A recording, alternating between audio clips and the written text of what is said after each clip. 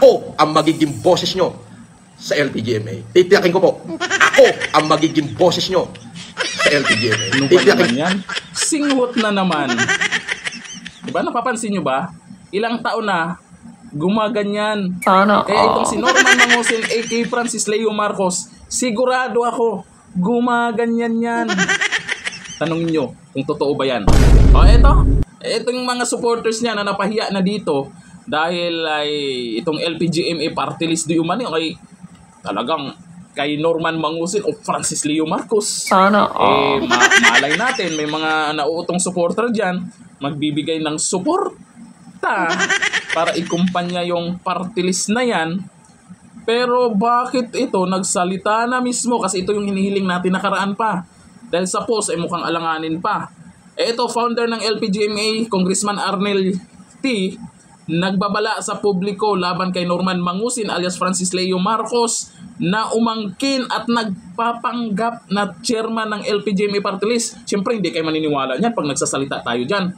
Ito ang video. Kung sino-sino po ba ang official nominees na isinomite natin sa Commission on Elections nung ibang nakikita ko ni yung Francis Leo Marcos na sinasabi na chairman di umano siya o opisyal ng LPGMA. Kaya direct, baka pwede lang natin i-flash yung general information sheet kasi gusto kong itanong kay Kong Arnel, ano po ba talaga kung ang laman nitong GIA o opisyal po ba itong social media persona?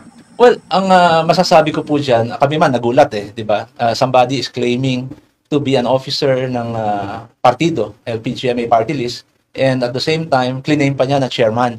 So, gusto lang namin pabulaanan, kasi nga, sabi natin, the best evidence is the registration namin sa SEC. So, kaya na tayo ngayon ay nag-post nito ngayon na ipinakikita natin ang mga officers and positions ng bawat tao na parte ng tinatawag natin na LPGMA party list group na nandoon po sa SEC registration. Ang lumalabas po dyan, ako po ang chairman and president. And then the rest of the list ay yun pong ating mga officers. So, yun po siguro ay po pwedeng sabihin natin na dito na po pwede natin tapusin ang usapan na yan sapagkat maliwanag naman po na ang opisyal na dokumento. O ayan, official document mismo ng LPGMA party list inilabas na para magpatunay na wala dyan si Norman Mangusin. Walang nakapangalan na Norman Mangusin, walang nakapangalan na Francis Leo Marcos, at higit sa lahat, walang nakapangalan na sumisinghot. Sumisinghot. Yan, resulta na yan. Ihinto mo na yung pagsinghot mo. Baka hindi na tama ang pag-iisip mo. Yung mga naniniwala naman dito, patuloy pa rin na sumusuporta at nagpapabudol pa. Ano na? Andyan na tayo. Kaso nga lang, LPGMA party list. Marami nang nagnoto LPGMA party list. Marami nang nadismaya doon sa ginawa nyo sa page nyo. Nag-post kayo, inedit nyo. Nung unang post nyo nakalagay pa Norman Mangusin alias Francis Leo Marcos. Inedit nyo, binago nyo yung pahayag nyo na hindi masyadong masaktan si Francis Leo Marcos. Mukhang pumabor pa. At nawala na yung Norman Mangusin, naging Mr. Francis Leo Marcos. Doon pa lang sa post nyo, marami na pong nadismaya. Ba't nyo binabawi po yung notice to the public nyo? Ngayon, lalong nag-iingay po yung ayaw kay Francis Leo Marcos. Karamihan po hindi basher kung hindi biktima.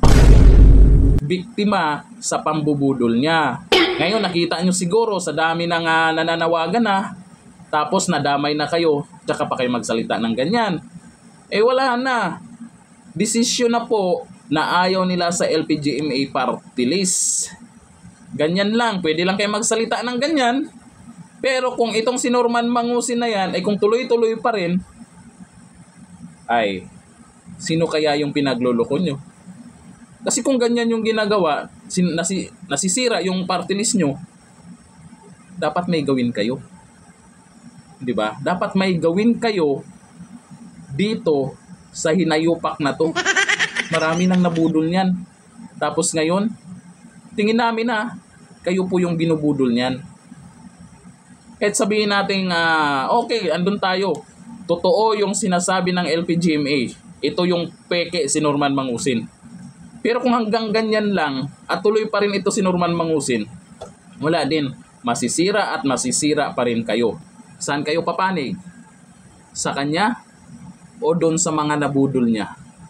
Na hindi kayo mababash dahil tama yung ginagawa nyong pagkontra sa masamang mukha. Sa masamang tao pala. Ganito na lang. Thank you. Bye-bye.